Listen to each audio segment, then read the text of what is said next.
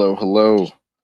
Hello, everyone. I'm honored to be here with Vice Chair Ted Lieu and the DCCC Chair Susan Delbene after our meeting across the street this morning with our colleagues. As many of you know, for months, Democrats have been sounding the alarm on the affordability crisis and the expiration of the affordable tax credits that will expire at the end of the year at the hands of Republican leadership. We've reached out our proposed plans, anything we can do to get our colleagues in a position to work with us. We will meet with them anywhere, anytime, any place, if they come in good faith to work to extend these tax credits. But rather than accept the olive branch, Republicans have turned their backs on Congress and the American people across this country. Instead of doing what they know is right by their constituents and oftentimes what their own members are telling them, they are going to choose to kowtow to Donald Trump and the most extreme members of their own party. Remember, Donald Trump promised to lower costs on day one.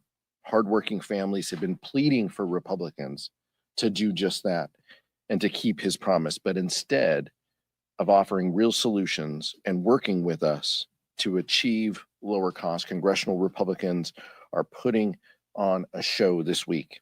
Their bill, which may not even have the support of their entire conference, will not extend the Affordable Care Act tax credits and will not lower costs that families face. Even if it were to pass, it won't become law. This isn't a serious effort to address rising costs of healthcare that millions of Americans will face. Now, $1,000 more in new costs thanks to Republicans. Meanwhile, Democrats on both sides of the Capitol have a solution we are on board with to extend the Affordable Care Act tax credits and ensure that Americans' premiums don't double or triple or even quadruple. We only need 4 Republicans to join us. Time is still marching on while Republicans sit on their hands. The American people will pay the price for the inaction when Republicans will no doubt pay a price at the ballot box next year. Next, I'll yield to Vice Chair Ted Lieu. Thank you, Chairman Aguilar. My heart goes out to the victims and the families and all those affected at the mass shooting at Brown University. I hope law enforcement catches the murderer soon and that that person is prosecuted to the fullest extent of the law. I also request the FBI director to stop putting out false information. It's not the first time he's done it. He wrongly identified a potential suspect in this case. There's literally no reason for the FBI director to have to be the first one to tweet something, to put out these things before verifying the facts. And when he does that, it ends up potentially ruining lives, putting the public at risk. And it's not something that FBI director needs to do. I ask him to just stop doing that. I also want to say that my prayers are with the Jewish community, both in the United States and across the world.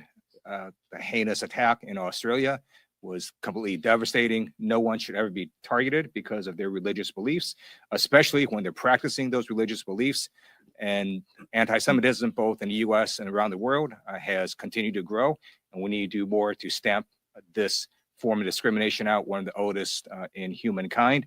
And it is a scourge upon humanity, and we need to all work together to eradicate it. Now I'd like to talk about jobs, which we've now reached the highest unemployment in since 2021, 4.6%. The American people know that the policies of Trump and Republicans are crushing people economically. We know costs also continue to rise, grocery costs, electricity costs, as well as healthcare costs.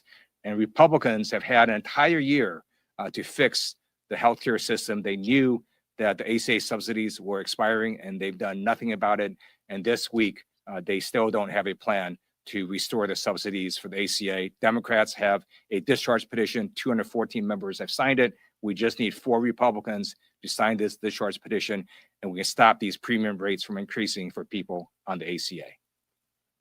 And I have a great honor now to introduce our tremendous field general and head of the DCCC, Susan Delbene from the great state of Washington.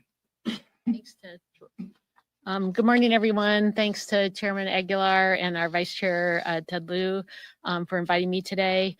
Today, we had caucus down the street, and we gave an update on our efforts to retake the majority and hold Republicans accountable for their disastrous agenda. Americans across the country are rejecting Republicans in election after election this year. They have made clear that they are souring on House Republicans' broken promises, and it's just been a series of broken promises. The American people want leaders who are going to stand up for them, address the issues that are making their lives more unaffordable, not just policies that are supporting the wealthiest few. And despite what their constituents are telling them about how they are struggling, Republicans don't seem to care.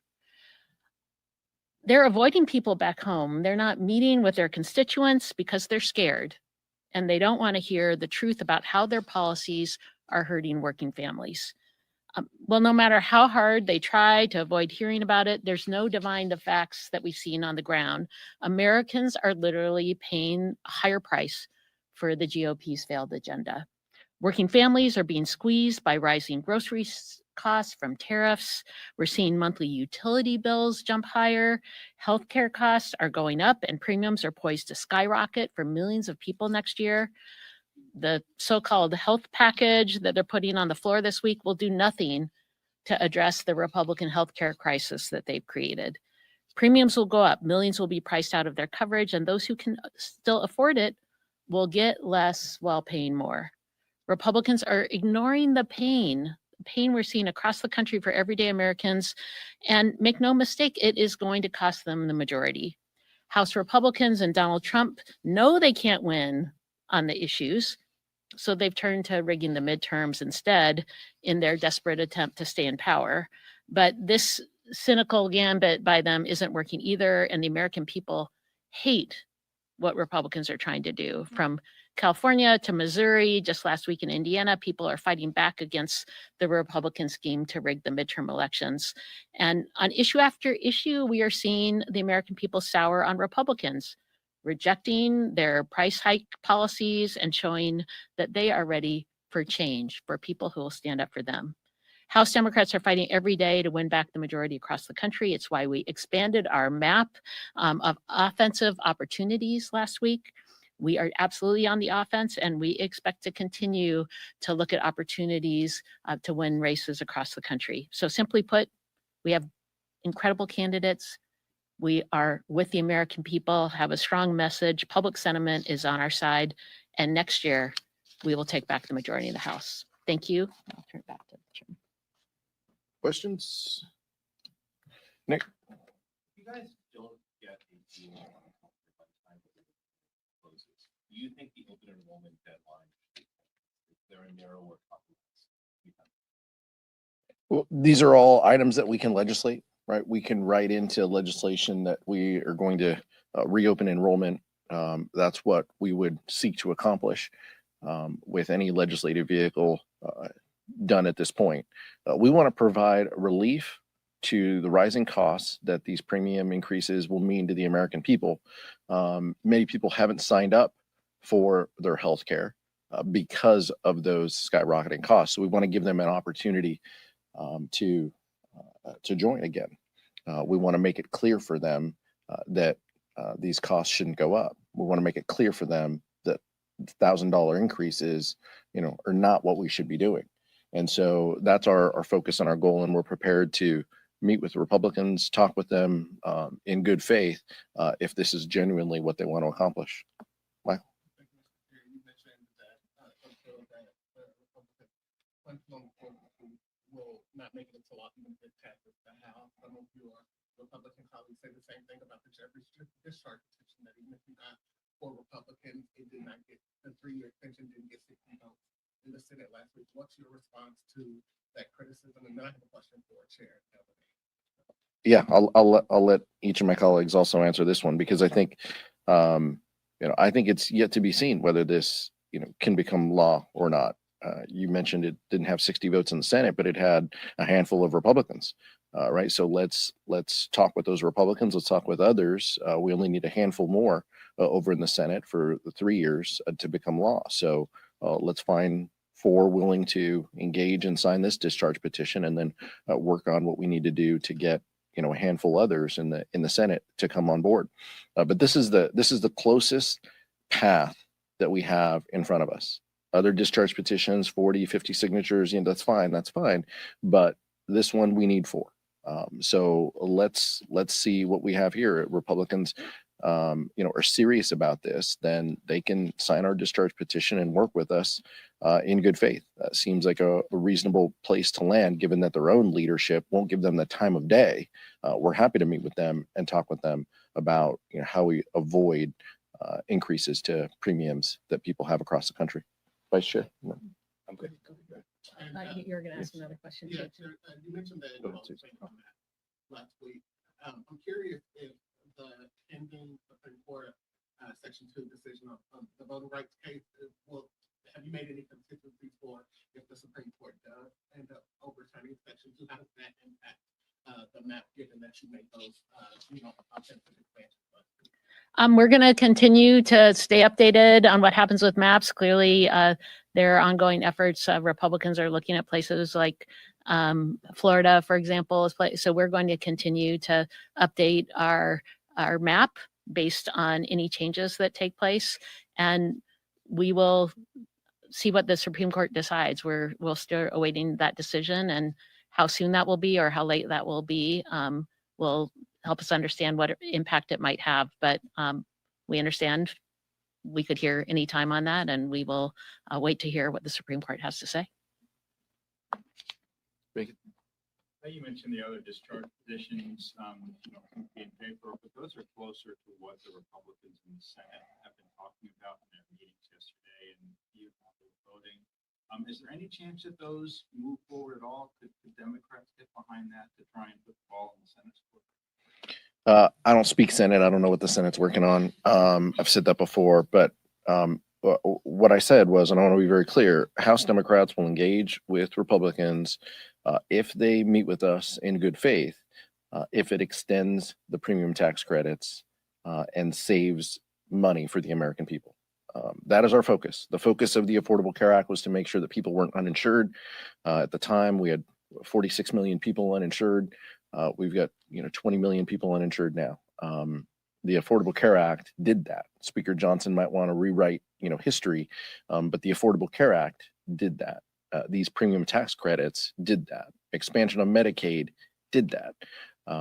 Democrats' number one focus is ensuring that people are healthy and safe for them and their families. We want to avoid these increases that the American people are facing at the hands of Republican inaction.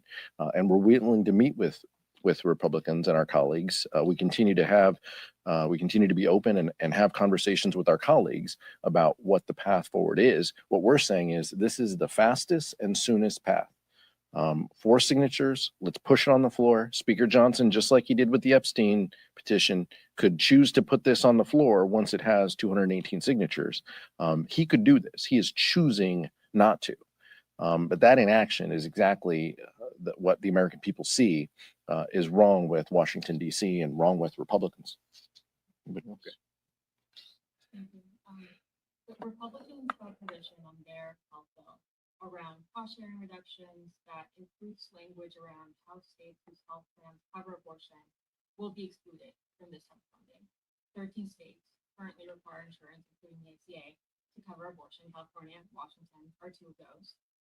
Can y'all respond to how Republicans look could potentially make it so that 13 states don't have that type of funding, which is used to lower premiums? Yeah, this just continues to be, and all of these, policies are, this is like the greatest hits of Republican healthcare solutions from like 2007, right? These are all old recycled policies that never became law. The provision that you're talking about specifically, and Chair Delbene can talk to this from the Ways and Means perspective, is meant to be punitive to blue states who believe that women should have healthcare coverage and that those decisions should be between a woman and her doctor on what that coverage looks like. That is our core belief, and that is our focus. Republicans seem hell-bent on wanting to continue to assault that provision and ensure that politicians make choices about women's health care rather than doctors and women. And so that's unfortunate. But it isn't surprising. And like I said, these are all recycled provisions that haven't become law, that have been pushed back against, and even by Republicans in the past. And so this is a collection of pieces that Speaker Johnson feels will unite his party and his caucus in his conference. And we'll see if that's the case. They turn their back on moderates engaging in proposals that would provide, health care and lower these premium tax, lowering these premiums that people pay. We'll see what else. But generally, Republicans just take it. They'll just continue to vote, yes, because Donald Trump and Speaker Johnson tell them to. What else? No, I mean, I agree. I think that we've seen attacks from this administration on healthcare across the board, on doctors' ability to help do what they think is best for patients to make decisions. So not surprising that Republicans continue down this path. But, we're going to stand up for healthcare for folks all across the country. They have created a healthcare crisis and raising costs for everyone. And the American people are seeing that, and they're going to continue to stand up and reject the policies Republicans are putting in place, because it's affordability, but it's also making sure that they can make their own healthcare decisions with their doctor. As it stands, Democrat leadership is not backing either of the bipartisan discharge petitions. And with that, are you prepared for possibly a fully Republican bill or no solution to happen at the end of the year? We'll see. Republicans have made that choice that they don't want to extend the premium tax credits. They made that choice in the big ugly law. They've made that choice during the shutdown. They made that choice each and every legislative day that we've had. They have known that these tax credits expire at the end of the year, and the tax credits that they chose to extend were all for billionaires and corporations. They chose to leave the American public out in the cold. And so they have made this choice. What we are prepared to do is to help, is to dig in and to offer our votes on a reasonable solution. And if Republicans want to meet with us to talk about what that solution looks like, this is the fastest and easiest path that has bipartisan support in the Senate. And could become law. And so that is our plan and our focus, but we're going to continue to engage, our members along the way, because our core belief is providing healthcare to people. And that continues to be the focus. Mr. Chairman, two of the Republicans who theoretically could be the folks that would sign on to draw this discharge petition, Representative Kiley and Representative Bacon in the last 12 hours have told me, look, we don't believe that Democrats actually want a solution. They think that Democrats just want to run in 2026 on the health care issue. What's your response to that? Completely false. That could be what they tell themselves to put themselves to sleep at night. But that's not reality. Look, our core focus and our goal, we've been the ones who have been talking about this. During the government shutdown, when we're all here, we have been the party, we have been the people who have been saying the American people are getting left behind. You help billionaires and wealthy corporations at the expense of people. And that needs to change. We have to fix that. This deadline is coming on 12/31. Join with us. Where was the Bacon and Kiley amendment to the big ugly bill? Oh, they signed a letter or something like that telling the president not to cut these things. Big deal. Like, they sign letters all day long to absolve themselves of, cutting people's health care. Meet with us, work with us. Come to the table and bring your ideas. But more importantly, don't just bring your ideas, bring your ability to tell your leadership no. And it shouldn't take somebody who's walking out the door and has one foot out the door to speak up against the president and their own party when it comes to healthcare. If there's serious folks on the other side of the aisle, and you can probably count them on two hands, then we're willing to engage with them. The Democratic solution is very simple. Extend the ACA tax credits. That is the solution. There's 214 signatures on a discharge petition. And let me just talk about what the Republicans have done. Nothing, right? They knew that these tax credits were expiring at the end of this year. What they would normally do, if you actually want a solution, you might actually have held hearings. You might actually have had folks testify. You might have actually tried to put together a plan. That's not what they did. They did nothing. And then last week, the speaker behind closed doors just randomly puts together a healthcare plan that he just is going to drop with no hearings, no witnesses testifying. That's why it's going to fail. They were never serious about doing this. As the chair said, the easiest solution is to just sign the discharge petition to extend the ACA tax credits. Mike? Same topic, and not to beat this to death, but mathematically you are correct. 214 is more than the other ones have. A lot of Democrats are telling us that they're just waiting. They would love to sign them, but they're just waiting for the green light from leadership. So the numbers on the other ones could go up very, very quickly if you guys got behind it. So is there a point this week where if we don't get those signatures from Republicans on the extension, that you say, okay, green light, you guys can sign these, and we'll all get together. Yeah, anything can happen. Let's see what happens in rules. Let's see how the majority treats their own members who are bringing proposals to extend the Affordable Care Act tax credits. Let's see what that looks like. And let's see what emerges out of that and how these Republicans, feel and if they're willing to, work with us and engage. But I want to be very clear again for the fourth time, like we're willing to work with our Republican colleagues if they meet with us in good faith, if they want to extend the Affordable Care Act tax credits, if they want to stand up for people instead of the billionaire class that received trillions of dollars from this administration with their vote, we're willing to engage in that. But this can't be, just to help them sleep better at night. We got to have, meaningful solutions, and it's got to be real. Last question. This is for Chairman Delbene. Now that Brad Lambert is going to be 10 primary, is each going to get involved for all that primary helping on enrollment? Our focus is on the swing districts, the purple districts across the country. You can see our map supporting our frontliners who are in really tough seats in terms of being reelected. And our offensive map, as I was talking about earlier, which is focused on the purple districts we can flip. So that is our top priority. We are going to continue to focus on making sure that we take back the majority. That's our goal.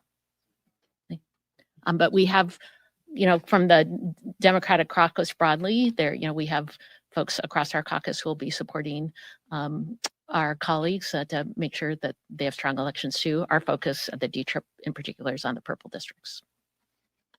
The DCCC's focus is 218, and in 46 weeks, whatever it is, Susan Delbene will be here with Speaker-elect Hakeem Jeffries, Speaker designee Hakeem Jeffries, and we're happy to talk about that races. And my expectation at that point is that Daniel Goldman is a member of the caucus and voting for Hakeem Jeffries. Candidates face primaries, members face primaries. That's the nature of the political system that we're in. We're big D Democrats, and oftentimes that happens. Many of us got here by surviving primaries and having a competition. So we're excited about the year ahead. We're thankful for all of you and the work that you do each and every day in representing and in communicating to our communities and across this country. We wish you all the best this holiday season and look forward to seeing you next year in the election year. Thank you so much.